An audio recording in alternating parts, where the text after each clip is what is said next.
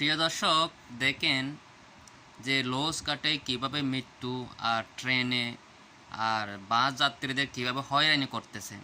আর অন্যদিকে সড়কমন্ত্রী এবং নৌমন্ত্রী বলতেছে আগের চেয়ে অনেক তুলনা চেয়ে অনেক ভালো।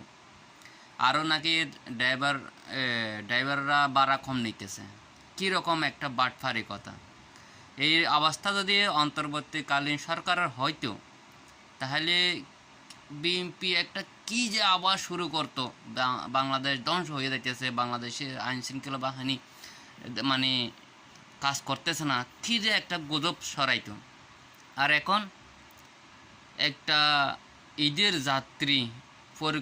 যাত্রীদের ছুটির কালীন ঈদের সবাইকে একটা যাত্রী নেওয়া আনা লঞ্চে, ট্রেনে, বাসে মানে নিরাপত্তা দেওয়ার জন্য, বাস ভাড়া নির্ধারণ করার জন্য একটা পরিকল্পনা পর্যন্ত করতে পারে না এই সরকারের, বিএনপি সরকারের। কী অবস্থা দেখেন একটা!